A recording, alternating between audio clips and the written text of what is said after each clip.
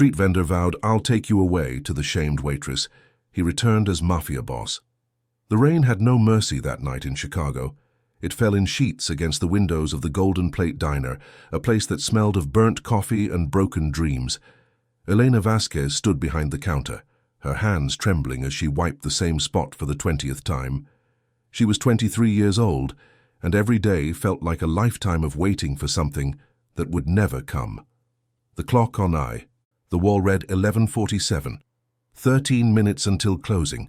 13 minutes until she could escape the fluorescent lights that made everything look sickly and yellow.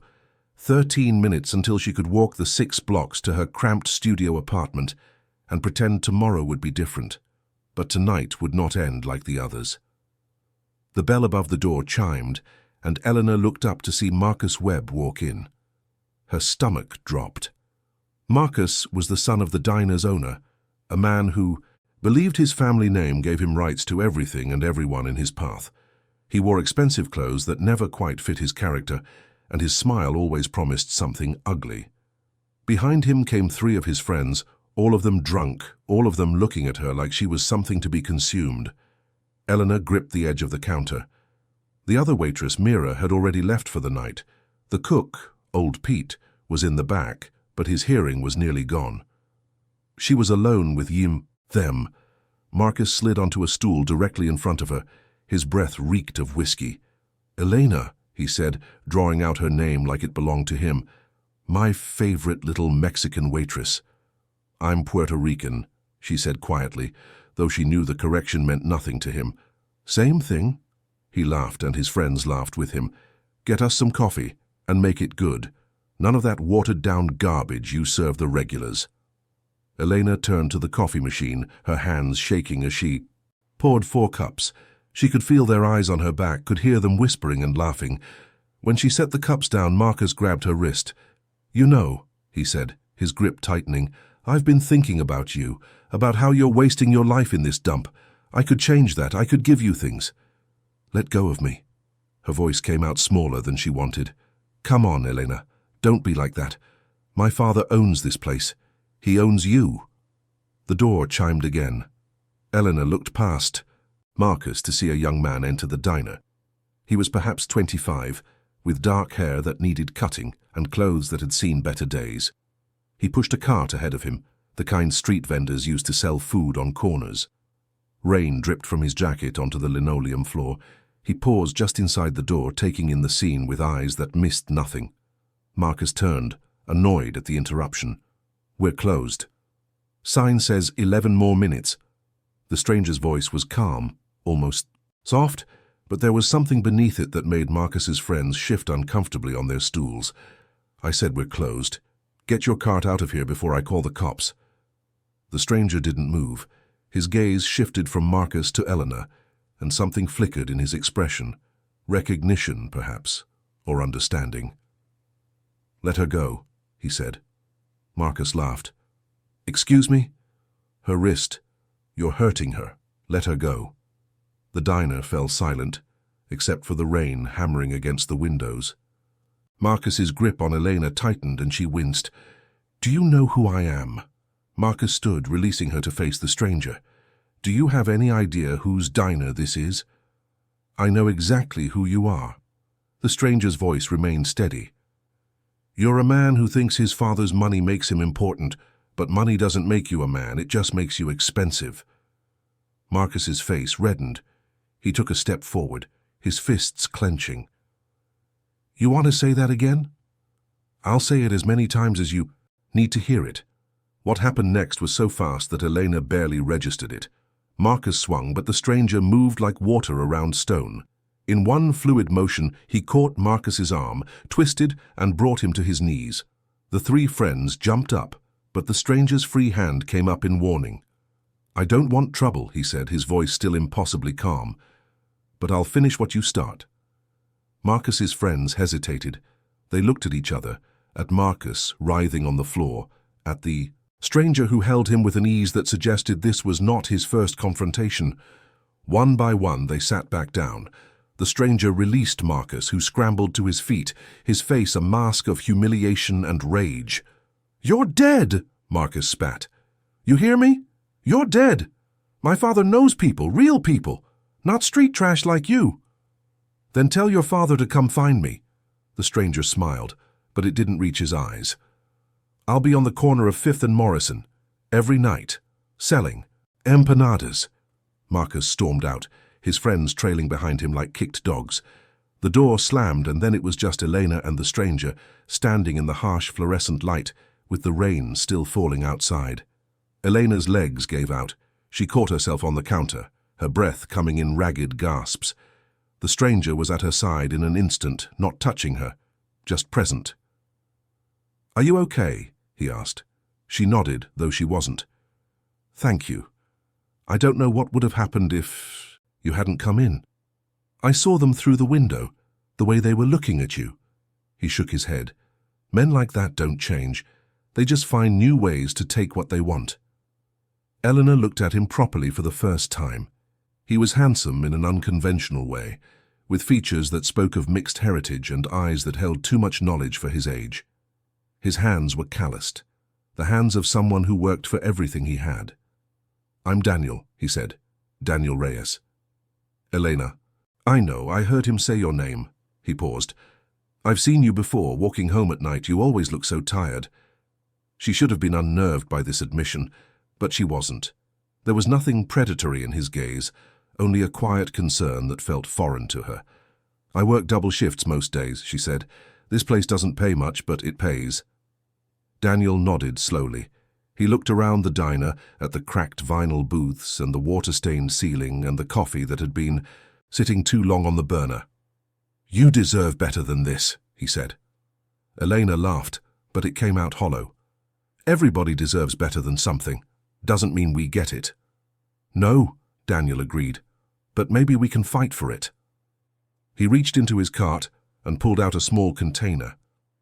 "Empanadas," he said. "Beef and cheese. My grandmother's recipe. They're probably cold now, but they're still good."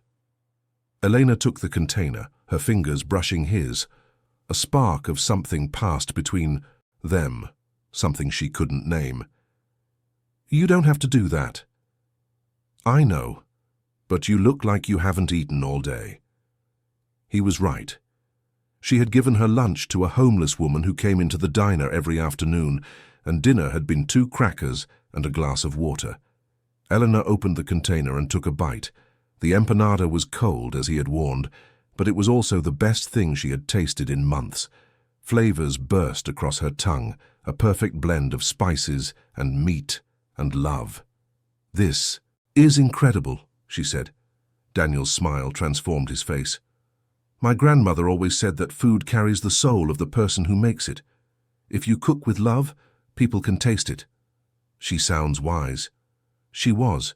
She passed 2 years ago. "I'm sorry." Daniel shrugged, but she could see the pain beneath his casual gesture. "She taught me everything: how to cook, how to survive, how to see people for who they really are." Elena finished the empanada and set the container down. "So you sell these on the street?" "Every night from 6 to midnight. It's not much, but it's honest work." "Do you make enough to live on?" "Barely.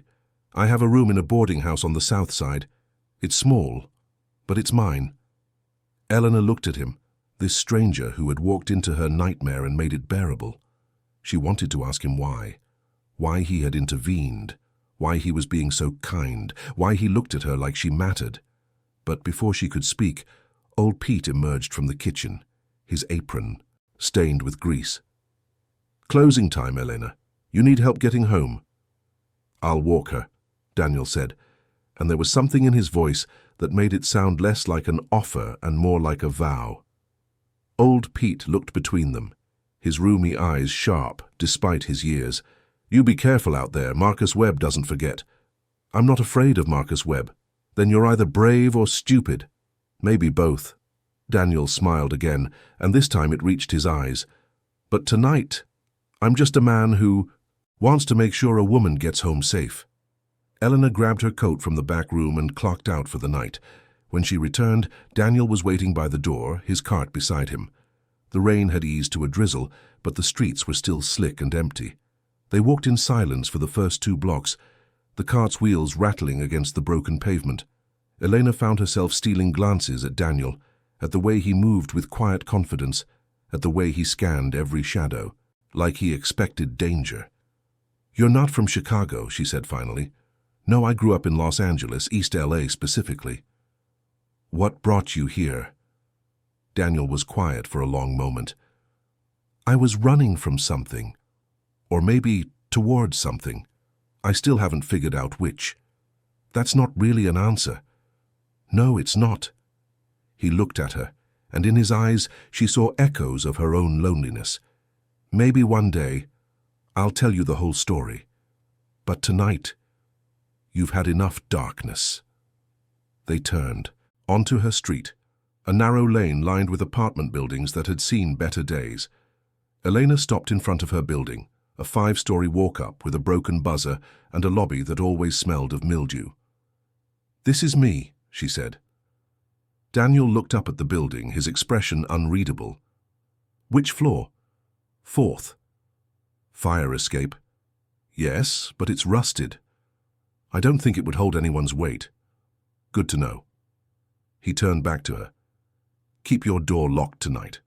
And if Marcus or his friends show up at the diner again, find a way to call me."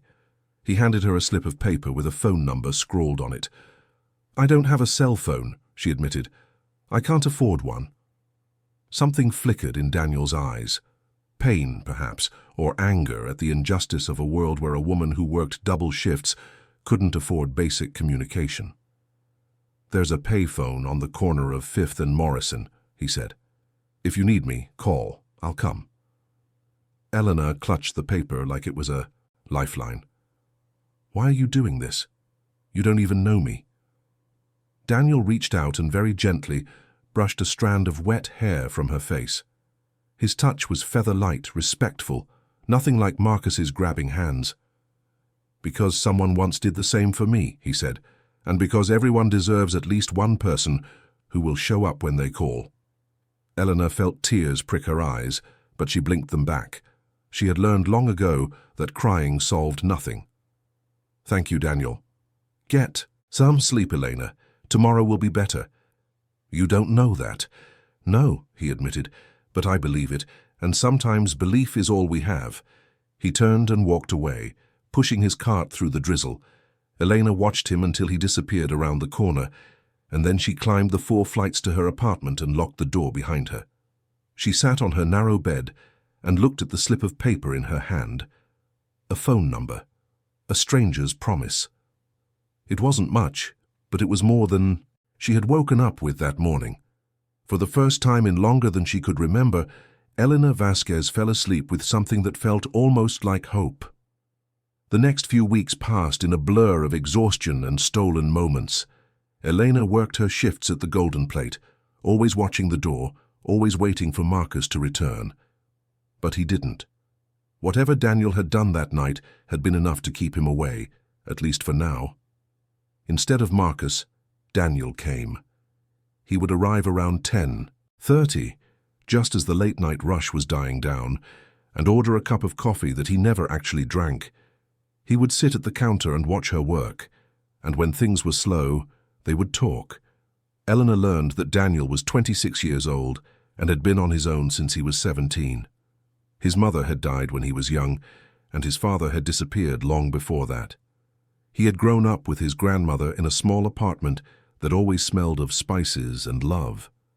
And when she died, he had lost his only anchor to the world. She learned that he had worked a dozen different jobs before landing on street vending, and that he dreamed of one day opening a restaurant. Not a fancy place with white tablecloths and pretentious menus, but a real neighborhood spot where families could gather and strangers could become friends. In return, Eleanor told him about her own life, about growing up in the Bronx with a mother who worked 3 jobs and a father who had left before she was born, about moving to Chicago to escape a relationship that had turned dark, about the shame she still carried from those years, about the dreams she had once had of becoming a teacher, dreams that had been buried under the weight of survival. Daniel listened to everything with an intensity that made her feel seen in a way she never had before. He didn't offer solutions or platitudes. He just listened, and in his listening, she found a space where her pain was allowed to exist without judgment. One night, about 3 weeks after they met, Elena's shift ended early. The diner was dead, and old Pete had sent her home with half her usual tips. She stood outside in the cold, her thin coat doing nothing against the November wind, and tried to calculate how she would pay her rent. Elena. She turned to see Daniel walking toward her, his cart absent for once. He was dressed in his usual worn clothes, but there was something different about him tonight, an energy that hummed beneath his calm exterior. "Where's your cart?" "I left it with a friend. I wanted to talk to you." He stopped in front of her, close enough that she could smell the spices that always clung to him. "I've been thinking." "About what?" "About you. About this place. About everything." He took a breath. "I'm leaving Chicago, Elena." The words hit her like a physical blow. She had known, somewhere deep down, that this couldn't last, that a man like Daniel wouldn't stay in a city that had nothing to offer him. But knowing something and feeling it were two different things. "Where will you go?" "Back to LA. I have some connections there, some opportunities. Nothing big, but it's a start." Elena nodded, trying to keep her face neutral. "That's good. You should take them." "Come with me." She blinked. "What?" Daniel stepped closer. "Come with me, Elena. Leave this place. Leave the diner and Marcus Webb and everything that's dragging you down. Come to LA and let me show you a different life." "Daniel, that's crazy. I don't have any money. I don't have anything. You have yourself. That's enough. You barely know me." "I know enough."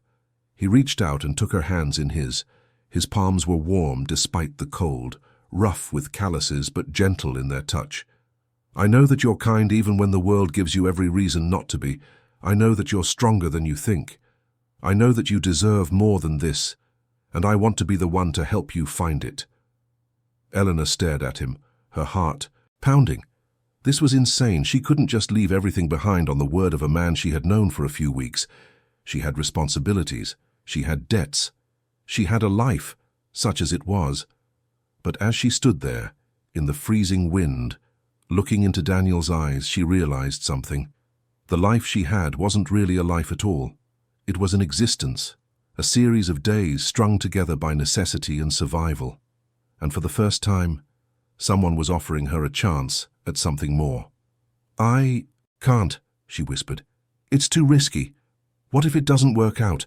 What if I end up worse than before?" Daniel squeezed her hands. "What if it does work out? What if this is the beginning of everything you've been waiting for?" "You can't promise that." "No," he agreed. "I can't promise anything. Life doesn't work that way. But I can promise you this. I will never hurt you. I will never make you feel small. And I will spend every day trying to build something worth having, whether it works or not." Elena felt tears spilling down her cheeks, hot against her cold skin. "Why me? Out of everyone in this city, why did you choose me?" Daniel lifted one hand to cup her face, wiping away her tears with his thumb.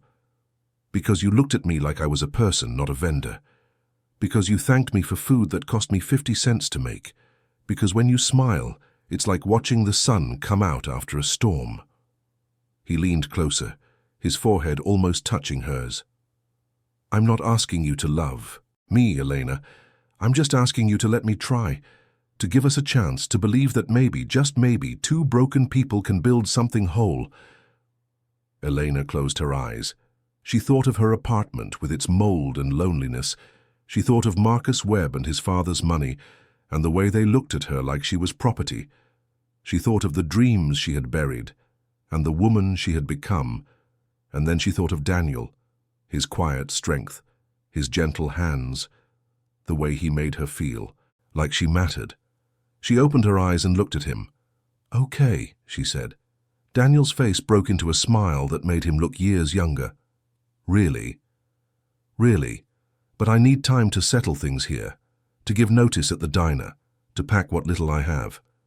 2 weeks. I'll come back for you in 2 weeks." "Promise?"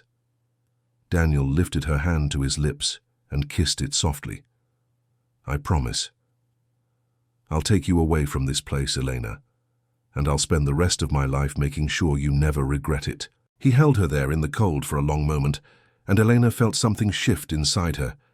A door opening, a new chapter beginning. 2 weeks.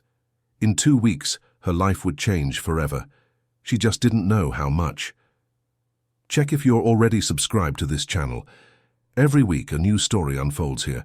Stories of ordinary people caught in extraordinary circumstances, of love that defies the odds, of second chances that rewrite everything. If you believe in the power of transformation, in the beauty of human connection, then you belong here. Subscribe now, because the best stories are the ones we discover together. The 2 weeks that followed were the longest of Elena's life. She gave her notice at the Golden Plate, enduring old Pete's sad eyes and the other waitress's questions.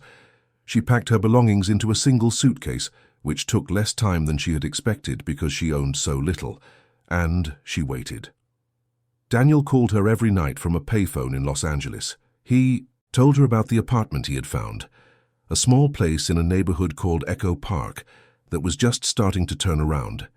He told her about the connections he was making, the people who were interested in his grandmother's recipes. He told her he missed her, and Elena found herself missing him too, with an ache that surprised her. On the 13th day, Marcus Webb returned to the diner. Elena was counting the register when she heard his voice, and her blood turned to ice. "I heard. You're leaving," he said, sliding onto the stool where he had sat that first night. "Running away with that street trash who humiliated me." Elena kept her eyes on the money in her hands. "It's none of your business what I do." "Everything in this diner is my business." Marcus leaned forward. "My father owns you, remember? You signed a contract when you started here, 1 year minimum, or you pay back your training costs. You owe us $3,000.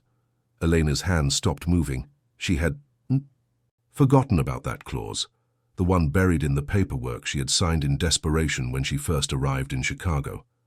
$3,000 might as well have been $3 million. "You're not going anywhere," Marcus continued, his smile predatory. "Not unless you want to go to jail for breach of contract." Eleanor looked at him, at his smug face and expensive clothes, and felt something harden inside her. She had been afraid of men like Marcus her whole life. She had let them control her, diminish her, make her feel worthless. Not anymore. "Do what you have to do," she said, her voice steady. "I'm leaving in 2 days, and nothing you say will change that." Marcus's smile faltered. He hadn't expected resistance. "You'll regret this." "Maybe, but I'll regret staying more." She picked up the phone behind the counter and dialed the number she had memorized. It rang twice before Daniel answered. "Elena? Is everything okay?" "There's someone here who wants to talk to you." She held the phone out to Marcus, who looked at it like it might bite him. "Take it," Elena said, "or are you afraid of a street vendor?" Marcus snatched the phone from her hand. "Listen here, you piece of—" He stopped mid-sentence. The color drained from his face as he listened to whatever Daniel was saying on the other end. Elena watched in fascination as Marcus's arrogance crumbled, replaced by something that looked almost like fear. "I understand," Marcus said finally. "I won't bother her again." He hung up the phone and practically ran out of the diner without looking back. Elena stood there, stunned. She picked up the phone and held it to her ear. "Daniel, what did you say to him?" "The truth." Daniel's voice was calm, but underneath it she heard something new, something powerful. "I told him that if he ever came near you again, he would regret it for the rest of his life." "And he believed you?" "I have a way of making people believe me." Elena laughed, though she wasn't entirely sure why. Relief, perhaps, or the beginning of understanding that Daniel Reyes was more than he appeared. "2 more days," she said. "2 more days, and then we begin." On the 15th day, Daniel arrived at her apartment building in a car she didn't recognize, a black sedan that looked expensive and well-maintained.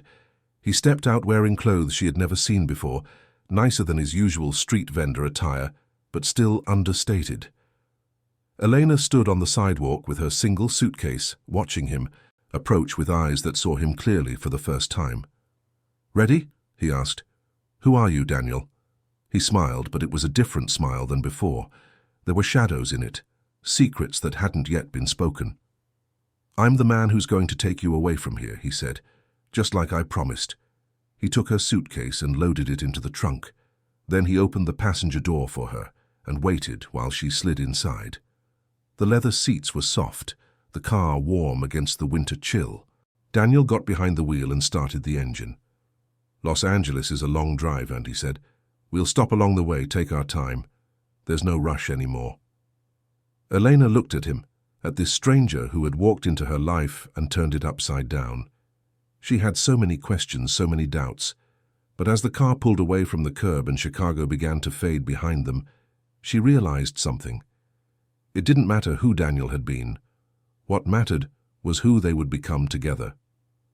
Los Angeles spread before them like a promise, all sunshine and possibility after the grey winter they had left behind. Elena pressed her face to the window as Daniel drove through neighborhoods she had only seen in movies, past palm trees and taco trucks and murals that told stories in color. The apartment he had found was small but clean, on the second floor of a building in Echo Park, with a view of a lake that sparkled in the afternoon light. Elena walked through the rooms in a daze, touching the walls, like she needed to confirm they were real. "It's not much," Daniel said, watching her from the doorway, "but it's ours." Ours.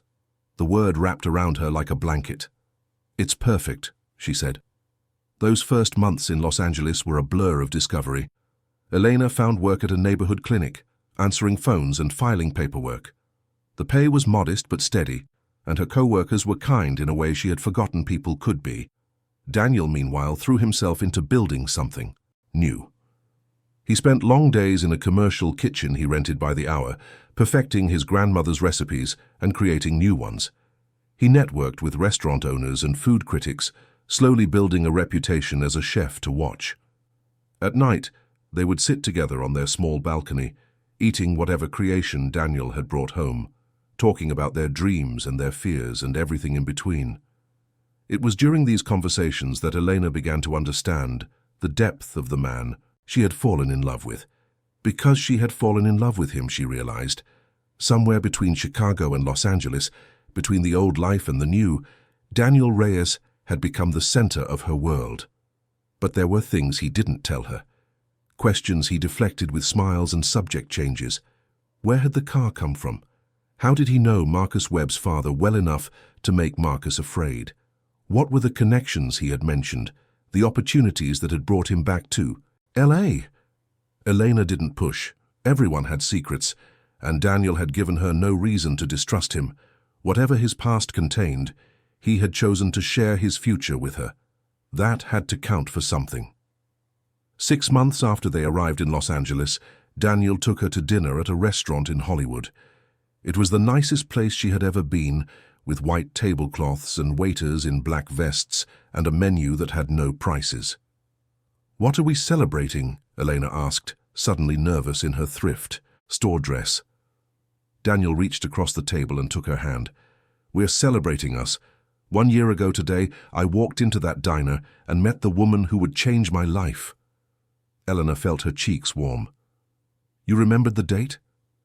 "I remember everything about that night. The way the rain sounded on the windows, the fear in your eyes when that man grabbed you, the way you looked at me like I was someone worth knowing." He reached into his pocket and pulled out a small velvet box. Elena's heart stopped. "I know this is fast," Daniel said, his voice unsteady for the first time since she had known him. "I know we're still figuring things out, still building something from nothing, but I also know that I don't want to spend another day without you by my side." He opened the box to reveal a simple diamond ring, elegant in its restraint. "Elena Vasquez, will you marry me?" The restaurant fell away. The other diners, the waiters, the sounds and smells and lights all faded until there was only Daniel, looking at her with so much hope and love that it almost hurt. "Yes," she whispered. "Yes. Yes, Daniel. Yes, I'll marry you." He slid the ring onto her finger, and it fit perfectly, as if it had been made for her. Then he pulled her to her feet and kissed her, right there in the middle of the restaurant, while the other diners applauded and the waiters smiled. Elena laughed against his lips, joy bubbling up inside her like champagne. This was real. This was happening. The girl who had served coffee in a dying diner was going to marry the man who had saved her. They were married 3 months later in a small ceremony at the lake in Echo Park. Eleanor wore a white sundress she had found at a vintage shop, and Daniel wore a suit that actually fit him for once. A handful of friends attended, people they had met in their new life, and the officiant was a retired judge who owed Daniel a favor. As Elena said her vows, she looked into her husband's eyes and saw her future reflected there. Not a perfect future, perhaps, but a full one. A life built on love and trust, and the belief that two broken people could make something whole. "I promise to stand beside you in the storms and the sunshine," she said. "To see you as you are and love you anyway. To build a home with you that is always warm, always safe, always ours." Daniel's eyes glistened as he spoke his own vows. "I promise to protect you with everything I have and everything I am. To never make you feel small or scared or alone. To spend every day earning the trust you've given me, and to show you that the faith you placed in me was not misplaced." They exchanged rings, and the judge pronounced them husband and wife, and Daniel kissed her with a tenderness that made her heart ache. It was the happiest day of Elena's life. She had no way of knowing that the darkness was already gathering at the edges. The first sign came 6 months into their marriage. Daniel had been spending longer hours away from home, meeting with people he vaguely referred to as business contacts. His restaurant dream was progressing, he told her. Investors were interested. Things were coming together. Elena believed him because she wanted to believe him, because the alternative was too frightening to consider. But then the phone calls started. Calls that came at odd hours, calls that Daniel would take in the other room with the door closed. His voice during these conversations was different, harder, like a stranger wearing her husband's face. And there were the men. Elena noticed them first at the grocery store 2 blocks from their apartment. A man in a dark suit, standing by the produce section, watching her. She told herself she was being paranoid, told herself it was nothing. Then she saw the same man outside her workplace and again parked in a car across from their building. When she mentioned it to Daniel, his reaction was strange. Not surprised, not dismissive, but calculated, like he was deciding how much to tell her. "It's nothing to worry about," he said. "Just some business associates keeping an eye on things." "Keeping an eye on what?" "On us. Making sure we're safe." "Safe from what, Daniel?" He looked at her then, really looked at her, and she saw something in his eyes she had never seen before. Fear, not for himself, but for her. "There are things about me you don't know," he said slowly. "Things I haven't told you because I wanted to protect you, because I wanted you to see me as the man I'm trying to become, not the man I used to be." Eleanor felt her world tilting. "What kind of things?" Daniel took her hands in his, the same gentle grip she had come to love. "Do you trust me?" "You know I do." "Then trust me a little longer. I'm handling it. I'm building something legitimate, something real, but there are people from my past who don't want that. People who want to pull me back into the darkness." "What people? What darkness?" "Elena, please." His voice cracked. "Give me time. I'm doing this for us, for our future. I just need you to trust me while I finish what I started." She wanted to argue, wanted to demand answers to every question that had been building inside her. But she looked into his eyes and saw the same man who had walked into that diner, who had stood up for her when no one else would, who had promised to take her away, and had kept that promise. "Okay," she said. "I trust you." Daniel pulled her into his arms and held her tight. "I love you," he whispered into her hair. "More than anything. More than my own life. Whatever happens, never forget that." Eleanor held him back, her heart heavy with questions she couldn't ask and fears she couldn't name. Whatever was coming, they would face it together. She just had to believe that love was enough. 3 months later, Eleanor came home from work to find their apartment torn apart. She stood in the doorway, her keys still in her hand, staring at the destruction before her. Cushions slashed open, drawers pulled from their frames, books and papers scattered across the floor like fallen leaves. "Daniel!" Her voice came out thin, barely a whisper. No answer. She moved through the apartment in a daze, stepping over broken glass and overturned furniture. The bedroom was worse. The mattress had been flipped, the closet emptied, every hiding place ransacked, but Daniel wasn't there. Elena's phone buzzed in her pocket, a text from an unknown number. "Come to the warehouse at 1247 Industrial Boulevard. Come alone. Your husband's life depends on it." Her hands shook so badly she almost dropped the phone. This couldn't be happening. This was a nightmare, and any moment she would wake up in her bed with Daniel beside her, safe and warm. But she didn't wake up, because this was real. Elena didn't call the police. Some instinct told her that would make things worse, that whatever world Daniel had been hiding from her operated outside the law. Instead, she got in their car and drove to the address in the text, her heart pounding so loud she could barely hear her own thoughts. The warehouse was in a part of Los Angeles she had never seen before, industrial and abandoned, the kind of place where bad things happened and no one asked questions. She parked outside and sat for a moment, trying to gather her courage. Then she got out of the car and walked inside. The interior was vast and dark, lit only by a few bare bulbs that hung from chains. In the center of the space, Daniel sat, in a chair, his hands bound behind his back. His face was bruised, one eye swollen shut, but when he saw her, his expression shifted from pain to terror.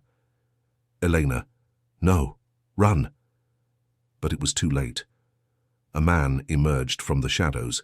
He was older than Daniel, perhaps 50, with silver hair and the cold eyes of a predator. He wore an expensive suit that seemed out of place in the filthy warehouse, and he moved with the easy confidence of someone who had all the power. "Mrs. Reyes," he said, his voice cultured and soft.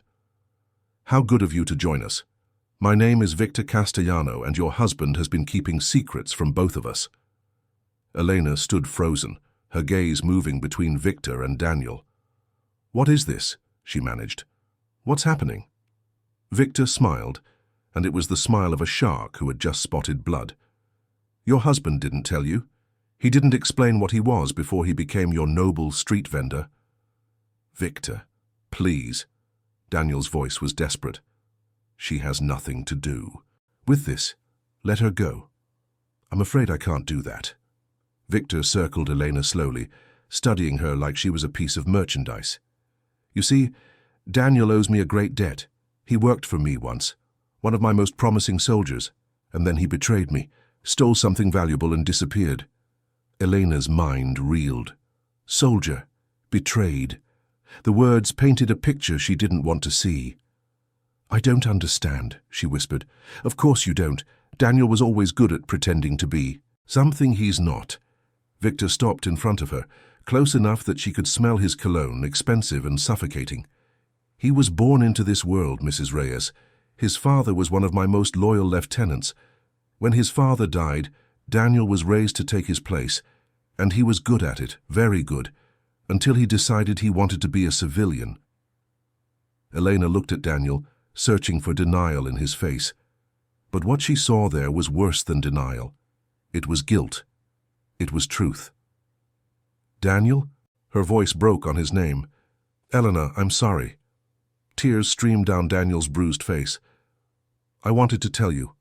I wanted to be honest from the beginning. But I knew if you knew who I really was, you would never give me a chance. And I needed that chance. I needed you. So everything was a lie.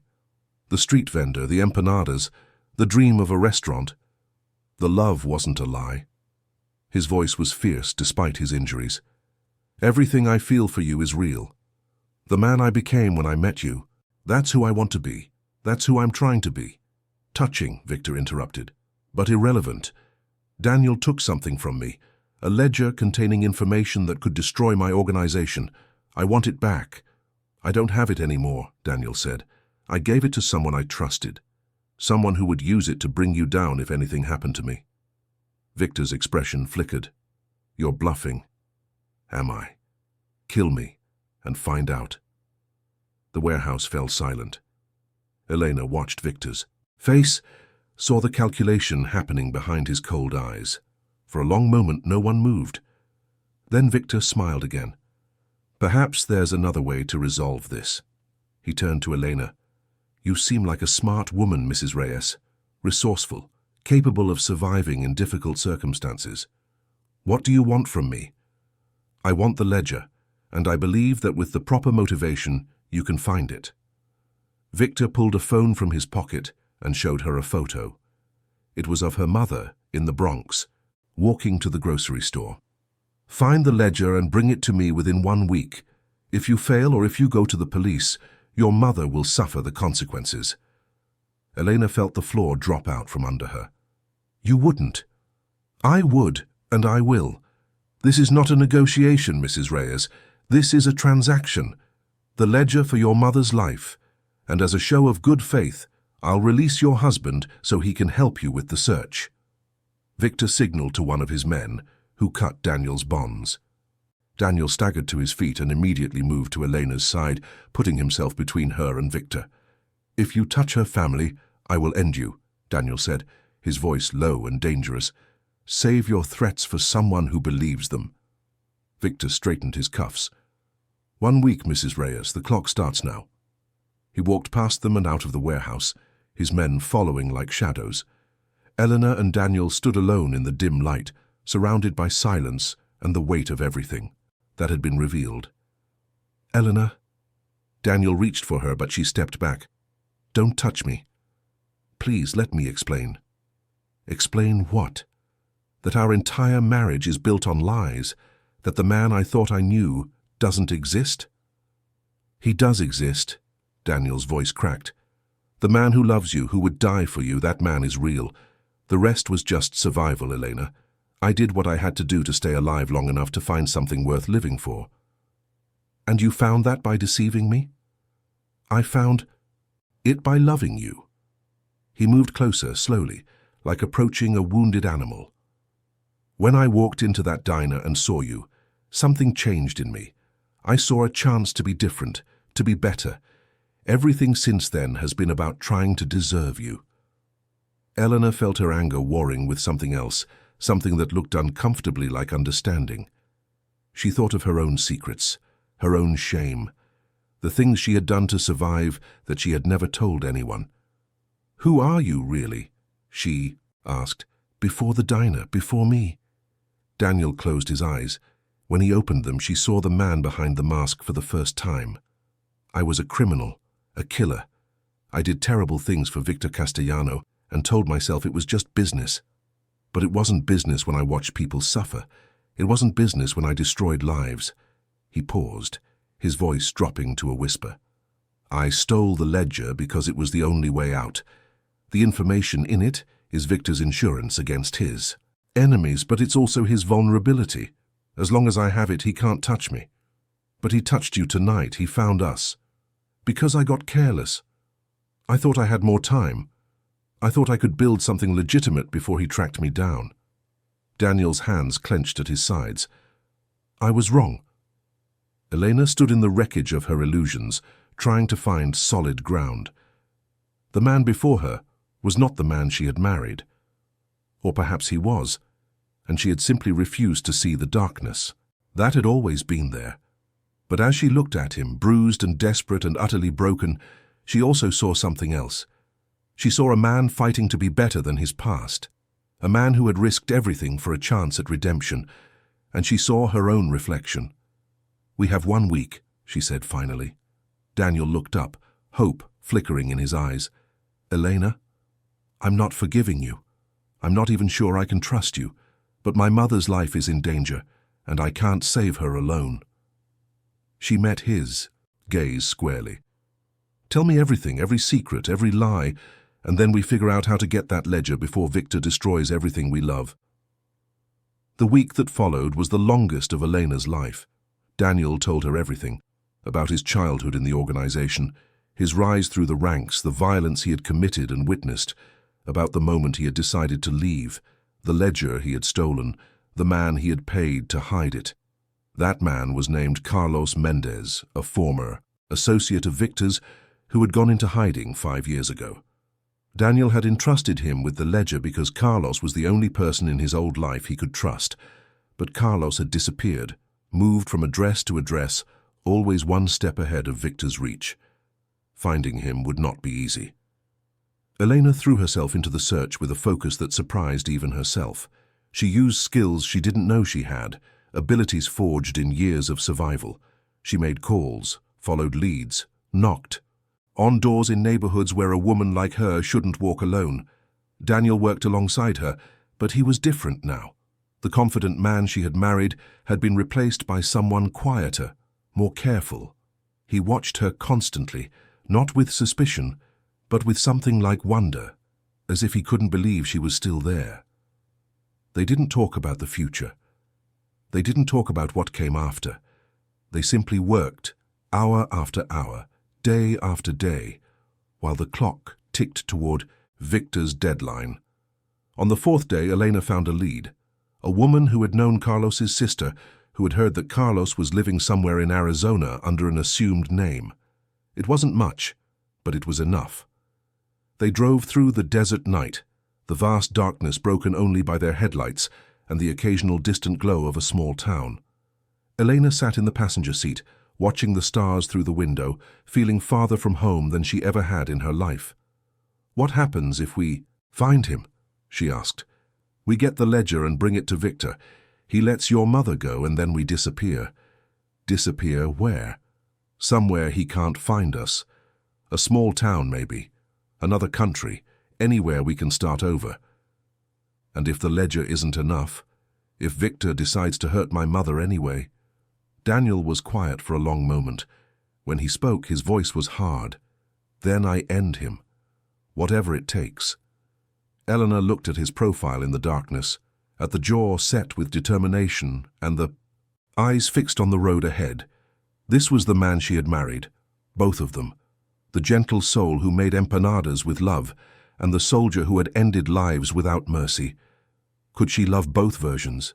She wasn't sure anymore, but she knew she couldn't leave him. Not now.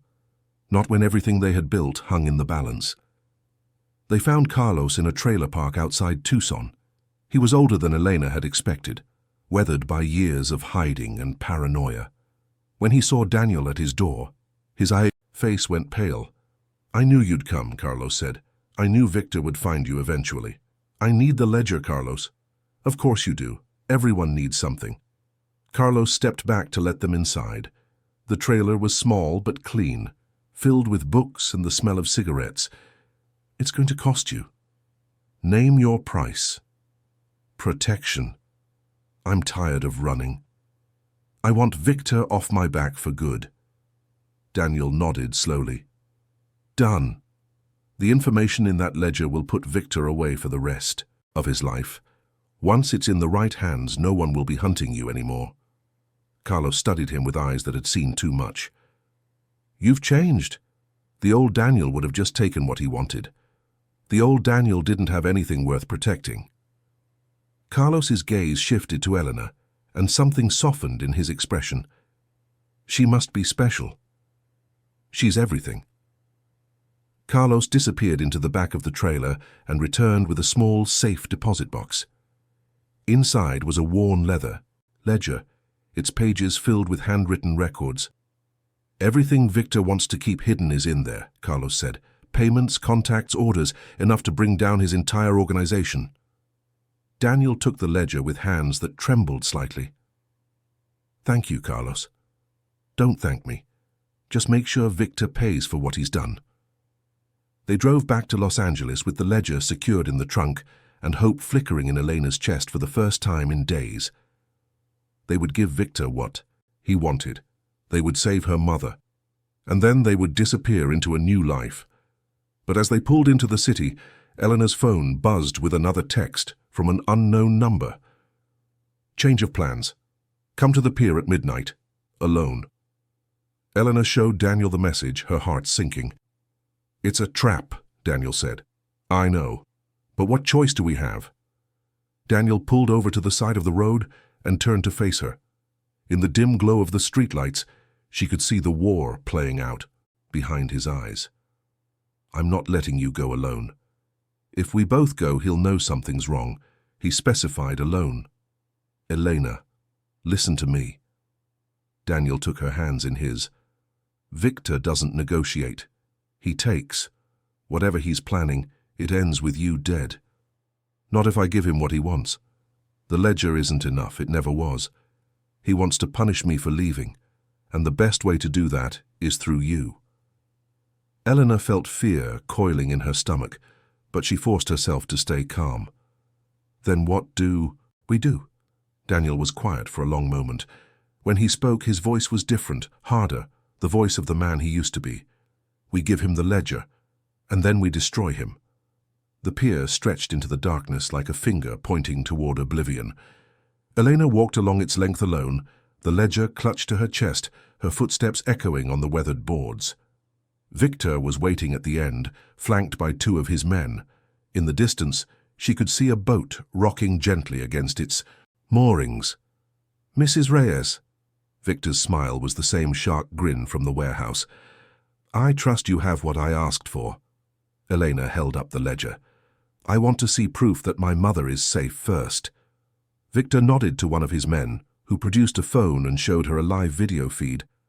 Her mother was in her apartment in the Bronx, watching television, oblivious to the danger she had been in. Satisfied, Eleanor handed over the ledger. Victor flipped through its pages, his smile widening. "Excellent. Daniel always did know how to keep records." He looked up at her. "I suppose you expect me to let you go now. We had a deal." "We did. But deals are for people who have leverage, and you have none." Victor tucked the ledger into his coat. "Your husband took something precious from me. It's only fair that I take something precious from him." The two men moved toward her, and Elena felt her world narrowing to a single point of terror. But then a voice rang out from the darkness. "I wouldn't do that if I were you." Daniel emerged from the shadows at the pier's entrance, and he was not alone. Behind him stood a dozen men in tactical gear, their weapons trained on Victor and his guards. Victor's expression flickered. "What is this?" "Insurance." Daniel walked forward until he was standing between Victor and Elena. "Did you really think I would send my wife alone without backup? These men work for you?" "They work for justice." Daniel smiled, but there was no warmth in it. "Every person here is a federal agent, Victor. They've been building a case against you for years, and the ledger my wife just handed you, it's a copy. The original is already in their hands." Victor's face went pale. For the first time since Elena had met him, he looked afraid. "You're lying." "Am I?" Daniel stepped closer. "I spent 5 years trying to escape you, Victor. 5 years building a new life, waiting for the right moment. And then you found me. You threatened my wife. You threatened her family." His voice dropped to a whisper. "You should have let me go." The agents moved in, surrounding Victor and his men. Handcuffs clicked, rights were read, and Victor Castellano, the man who had terrorized her nightmares, was led away without another word. Elena stood on the pier watching it all unfold, feeling like she was dreaming. "Elena." Daniel was beside her, his hand on her arm. "It's over." "Is it?" He turned her to face him. "Victor is finished. My contacts in the FBI have been waiting for this moment for years. With the ledger and his arrest, his organization will fall apart. We're free. Free." The word felt strange on her tongue, like a language she had forgotten how to speak. "And us?" she asked. "What happens to us?" Daniel's expression softened. "That's up to you. I know I lied to you, Elena. I know I broke your trust. If you want to walk away, I'll understand. I'll make sure you're safe, set you up somewhere new, and never bother you again." Elena looked at him, really looked at him, at the man who had been a street vendor and a soldier, at the man who had lied to protect her and risked everything to save her, at the man who had loved her imperfectly, but truly. "I don't want to walk away," she said. "No?" "No." She reached up and touched his face, feeling the stubble beneath her fingers. I fell in love with a man who promised to take me away from my old life. He kept that promise. Maybe not the way I expected. Maybe not without pain. But he kept it. Daniel's eyes glistened. Elena, I'm not saying it will be easy. We have a lot to work through, a lot of trust to rebuild. But I choose you, Daniel Reyes, all of you, the light and the dark. He pulled her into his arms and held her tight, and Elena felt the last of her fear melting away. They had survived the storm. Now it was time to see what they could build in the calm. Right now, I want you to pause and do something powerful. In the comments below, write these words: love can rebuild what fear destroys. This simple phrase carries the weight of everything Eleanor and Daniel have been through. If their story has touched your heart, leave this message. Let it be a beacon for others who are watching, who need to believe that transformation is possible. The years that followed were a lesson in patience. Victor Castellanos' trial dominated the news for months, his empire unraveling with each witness testimony and each piece of evidence. Daniel testified as a protected witness, his past laid bare for the world to see. Elena sat in the courtroom every day, watching her husband confront his demons with a courage that made her proud.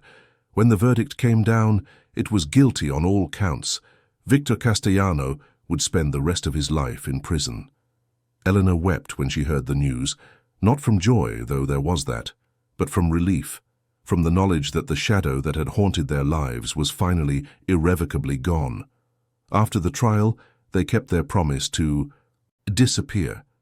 Not to another country, as Daniel had once suggested, but to a small town in Northern California called Harmony Bay.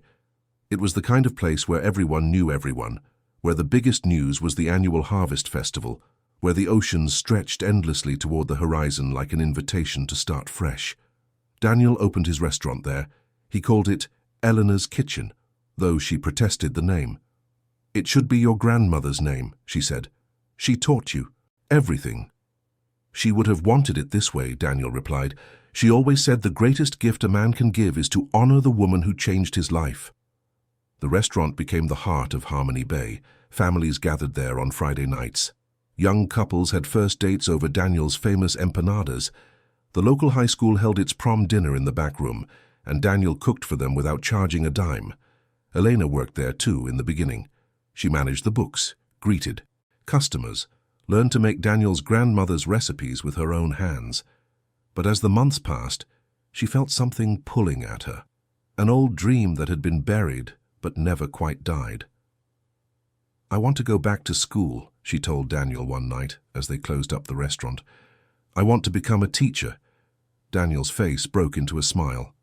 "Then do it. It will take years and money we don't really have. We'll figure it out. We always do." She enrolled at the local community college.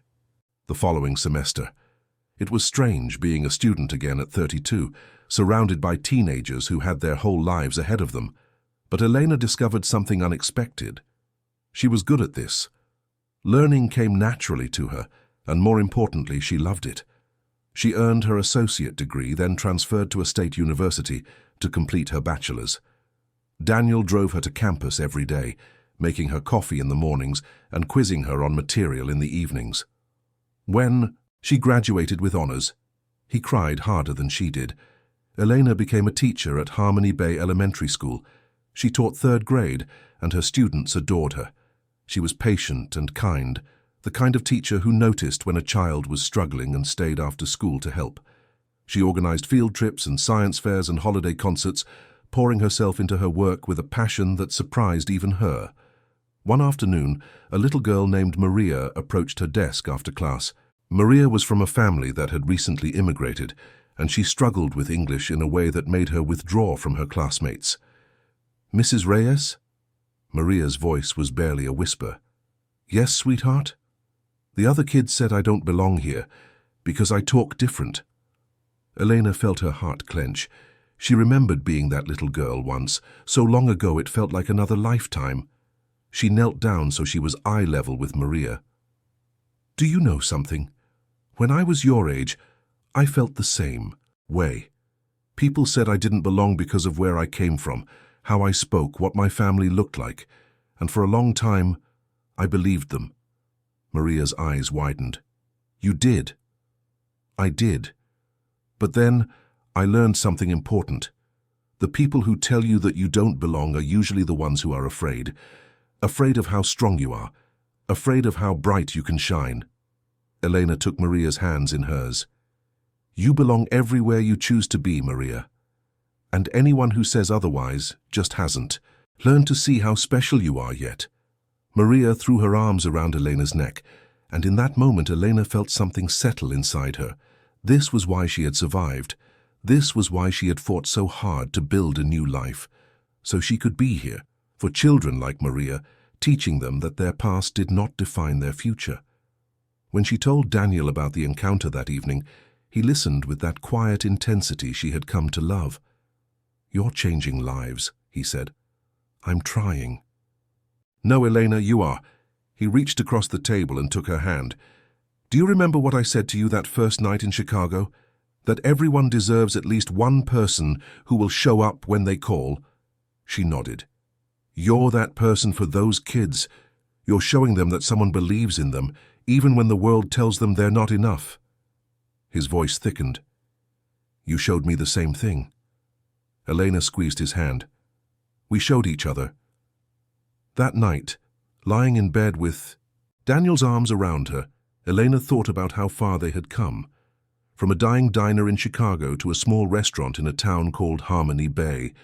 From lies and danger and fear to trust and safety and love. It hadn't been easy. There had been moments when she had doubted, when the weight of their history had felt like too much to carry. But they had carried it together, step by step, day by day, building something from the wreckage of their pasts. And they were still building. Daniel? She whispered into the darkness. I want to have a baby. She felt him go still beside her, and for a moment, she worried she had said the wrong thing. They had talked about children before, always in vague terms, always with the unspoken understanding that their lives were too unstable, too uncertain. But now things were different. They had a home, they had roots, they had a future. Are you sure? Daniel's voice was careful, like he was afraid to hope. I've never been more sure of anything. He pulled her closer, his arms tightening around her. Then let's do it, let's have a baby. Eleanor felt tears slipping down her cheeks, but for once they were tears of joy. 9 months later, on a spring morning when the cherry blossoms were blooming along the main street of Harmony Bay, their daughter was born. They named her Sophia after Daniel's grandmother. She had her father's dark hair and her mother's determined chin, and from the first moment Eleanor held her, she knew that everything she had suffered, every choice she had made, had been leading to this. Daniel held Sophia in his arms with a tenderness that made Elena's heart ache. This was the man who had once been a soldier, a criminal, a survivor of a world of violence. And now he was a father, cradling his daughter like she was made of glass, singing her to sleep with lullabies his grandmother had sung to him. She's perfect, he whispered. She is. I never thought I would have this. His voice cracked. A family. A real family. Something worth more than all the power and money in the world. Elena leaned against him, watching their daughter sleep. This is everything I promised you, she said. Remember? In my vows. A home that is always warm, always safe, always ours. Always ours, Daniel repeated, like a prayer. Sophia grew like the wildflowers that covered the hills around Harmony Bay, beautiful and untamed and full of light. She had Elena's curiosity and Daniel's quiet strength, combination that made her the kind of child who climbed trees and asked endless questions and refused to give up on anything she started. By the time she was 5, she had decided she was going to be an astronaut or a chef or a teacher, depending on what day it was. Elena watched her daughter grow with a fierce protectiveness that sometimes surprised her. She had thought that escaping Victor, that building a new life, would make the fear go away. But now she had something even more precious to Luz and the fear had simply transformed into a different shape. Daniel understood. He shared the same vigilance, the same constant awareness of their surroundings. They had built systems without discussing them, routines that kept Sophia safe, networks of friends and neighbors who would notice if anything seemed wrong. But as the years passed and nothing happened, the vigilance began to ease. Victor was in prison. His organization had been dismantled. The world they had escaped from no longer had the power to touch them, or so they thought. Sophia was 7 when the letter arrived. Elena found it in the mailbox, a plain white envelope with no return address. Inside was a single sheet of paper with a message typed in neat black letters. "I haven't forgotten, neither should you." Eleanor's blood turned to ice. She showed Daniel that evening, after Sophia had gone to bed. He read it with an expression that had become unfamiliar over the years, the hard mask of the man he used to be. "It could be nothing," he said, though his voice held no conviction. "Someone from Victor's old crew trying to scare us. Victor is in prison. That doesn't mean he can't reach out. Pay someone to send a message." "Why now, after all these years?" Daniel didn't answer, but she could see the gears turning behind his eyes. The next morning, he made calls to contacts she had thought were long abandoned. Federal agents, private investigators, people from a life they had tried so hard to leave behind. The investigation took weeks. Elena tried to maintain her normal routine, teaching her classes and caring for Sophia, but the fear had returned with a vengeance. Every unfamiliar car that drove past their house made her tense. Every stranger who smiled at her daughter made her want to scream. Finally, Daniel came to her with news. "It wasn't Victor," he said. "It was his son." His son, Marco Castellano. He was a teenager when Victor was arrested. Now he's 25 and trying to rebuild what his father lost. Eleanor felt the floor dropping out from under her.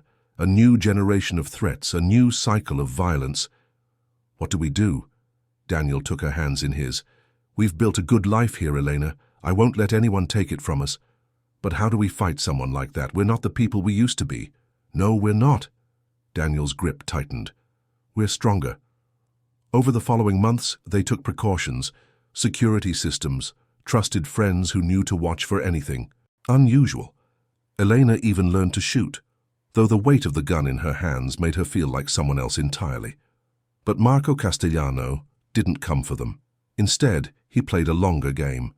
Business opportunities in Harmony Bay began to dry up. Suppliers for Daniel's restaurant cancelled contracts without explanation. The local bank suddenly called in a loan that had been paid reliably for years. Elena watched as everything they had built began to crumble, and she felt a rage building inside her that she hadn't known she possessed. "He's trying to starve us out," she told Daniel, "make our lives impossible without ever showing his face.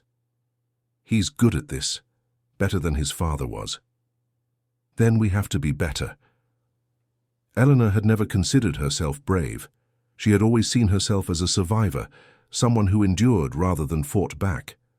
But watching her daughter play in the yard of the home they had built, watching her husband struggle to keep their restaurant alive, she discovered something new inside herself. A mother's ferocity, a wife's determination, a woman's refusal to be diminished. She began making her own calls. To journalists she had met through her teaching, to politicians she had encountered at town events, to anyone who might listen to a story about a young crime boss trying to terrorize a family that had escaped his father's shadow. The story broke on a national news network 3 months later. Eleanor sat on camera, composed and clear-eyed, telling the world about Marco Castellano's campaign of harassment. She showed the letter, the evidence of sabotaged business deals, the pattern of intimidation that reached across state lines. The interview went viral. Suddenly, Harmony Bay was flooded with attention. Supporters came from across the country, people who had their own stories of escaping violence and rebuilding their lives. The bank reversed its loan decision. New suppliers approached Daniel's restaurant. The town that had been their refuge became their fortress. And Marco Castellano found himself in the spotlight he had tried so hard to avoid. He was arrested 6 weeks later on charges of racketeering, conspiracy, and witness intimidation.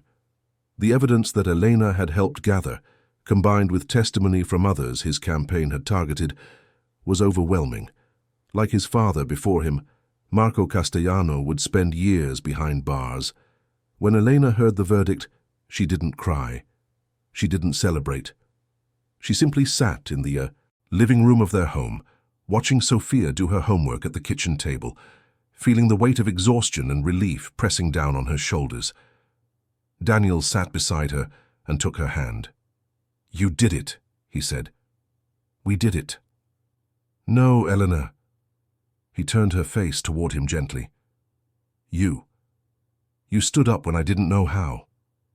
You found a way to fight without violence, without becoming the thing we escaped. You showed me that there's more than one kind of strength." Elena leaned into him, letting herself finally rest. "I learned it from you," she said, "from watching you try to be better every day, from seeing you love Sofia without reservation, from knowing that people can change if they're willing to do the work." Daniel kissed her forehead. "We make a good team." "The best." Sofia looked up from her homework. "Why are you guys being weird?" Elena laughed, a sound that felt like freedom. "We're just happy, sweetheart." "About what?" "About everything." Sofia rolled her eyes in the way only a 7-year-old could manage and went back to her math problems. Elena and Daniel exchanged a look that said more than words ever could. They had survived again, and this time they were certain no one would ever take what they had built. 10 years passed like water through open fingers, swift and precious and impossible to hold. Sofia grew into a young woman who carried herself with the same grace her mother had discovered in the crucible of survival. She had Daniel's quiet intensity and Elena's fierce compassion, and at 17 she had already decided she was going to law school to help families like her own escape cycles of violence. Elena watched her daughter with a pride that sometimes brought her to tears. This was the legacy she and Daniel had built, not the restaurant or the house or the comfortable life they had created. This girl, this brilliant, determined, loving girl, who would go out into the world and make it better. Daniel's restaurant had become an institution in Harmony Bay. He had expanded twice, hired local kids who needed second chances, partnered with farms that used sustainable practices. The street vendor who had once sold empanadas from a cart now employed 50 people and was featured in food magazines that Eleanor kept in a special drawer. But perhaps the greatest change was in Daniel himself. The shadows that had haunted his eyes for so long had finally faded. He laughed easily now, told stories about his grandmother without the edge of grief, looked at his future without the fear of his past. He had become the man he had always wanted to be, shaped not by violence, but by love.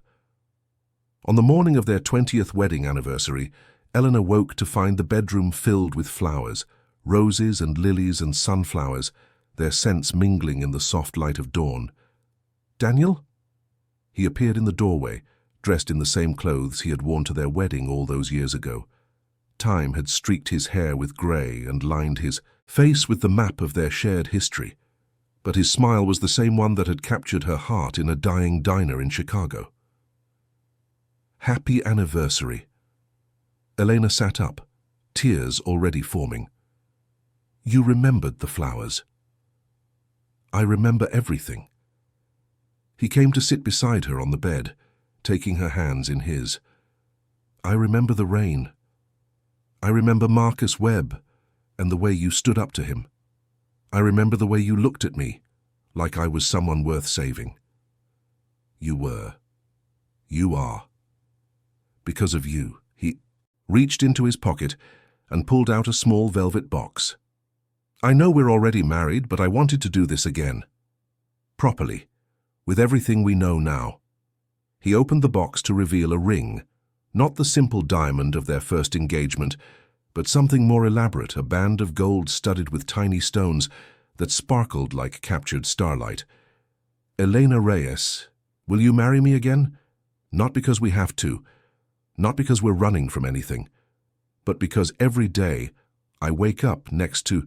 You is the best day of my life, and I want to promise you another 20 years and 20 more after that, for as long as we both shall live." Elena was crying now, unable to stop the tears that flowed down her cheeks.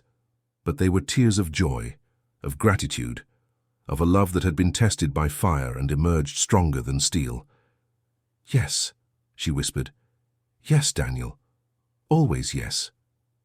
He slid the ring onto her finger, and it fit perfectly beside the first one, two symbols of a love that had grown and changed and deepened with every passing year. "There's one more thing," Daniel said. "What?" "Look out the window." Elena turned to see Sophia standing in the yard below, holding a banner that read, "Happy Anniversary, Mom and Dad," in bright painted letters.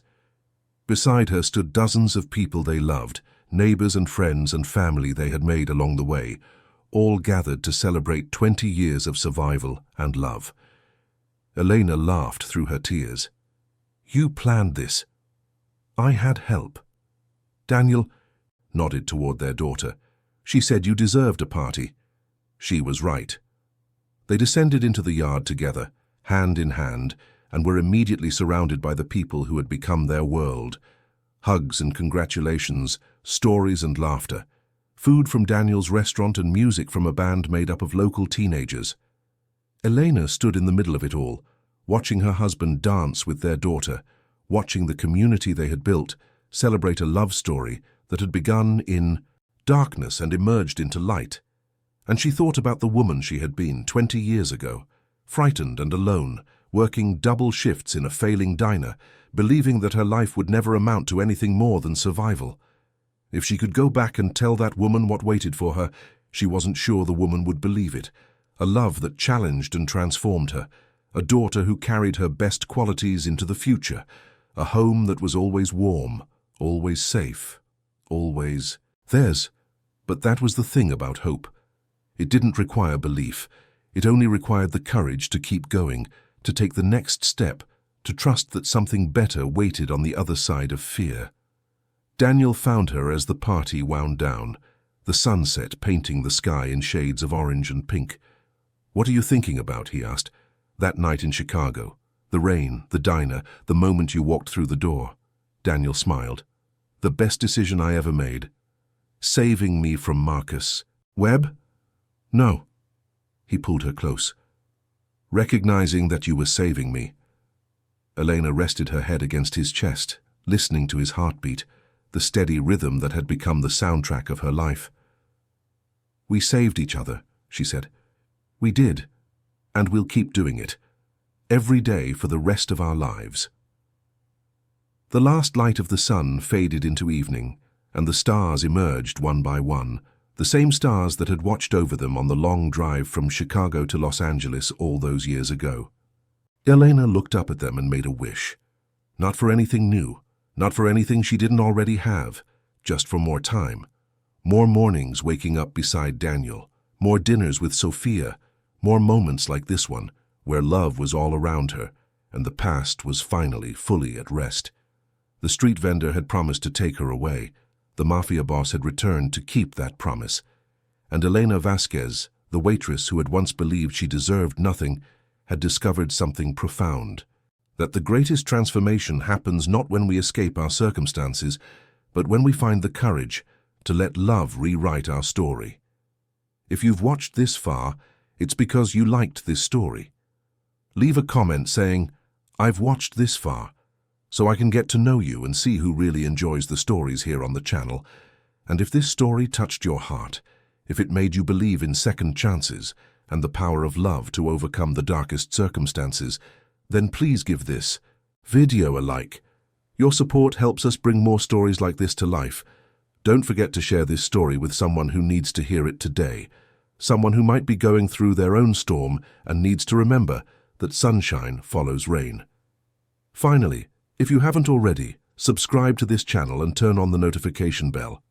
We release new stories every week, and each one carries the same message, that no matter how broken our beginnings, we all have the power to write a beautiful ending. Thank you for walking this journey with us. Thank you for believing in Elena and Daniel. Thank you for being part of this community. Until next time, remember, every ending is just a new beginning in disguise.